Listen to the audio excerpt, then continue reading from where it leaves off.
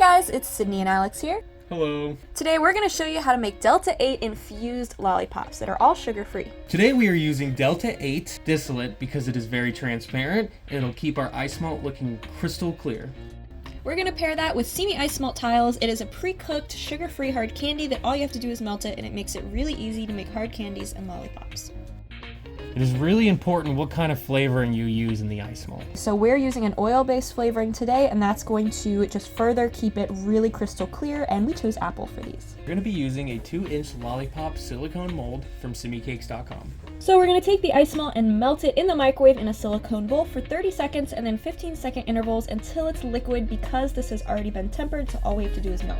Make sure you're wearing gloves because the isomalt is very hot and you want to be careful. We don't want to overheat the distillate, so we want to try to keep it around 250 degrees when we add it in. And we're just using a candy thermometer to keep track of that. Yes. You don't want to get the isomalt too hot or else it could affect the potency or it could burn the distillate.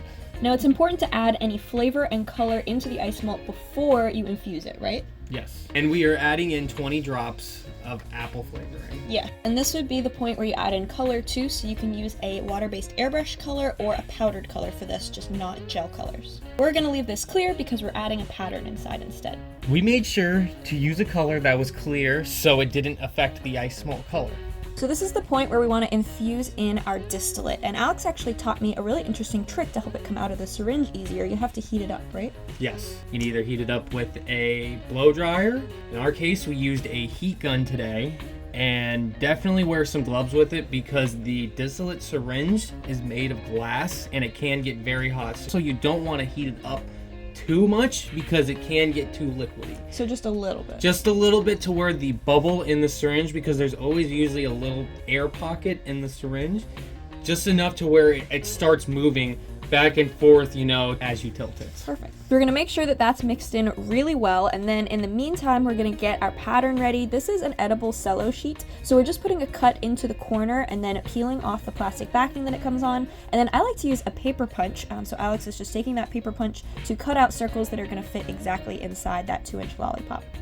Once you pour the isomalt into the lollipop mold, you're going to want to lightly torch the isomalt, and I say lightly, you want to lightly torch the isomalt, just so you can get any air pockets or air bubbles out of it to make it look a lot smoother. And then I'm going to lay the pattern on top. So after about 15 minutes, they should be cool enough to unmold, and then if you want to pop any additional bubbles on the surface, you can use the torch, just very, very lightly.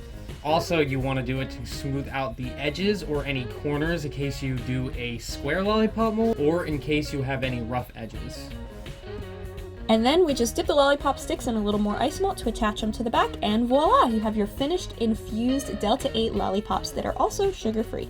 Awesome, I can't wait to try it.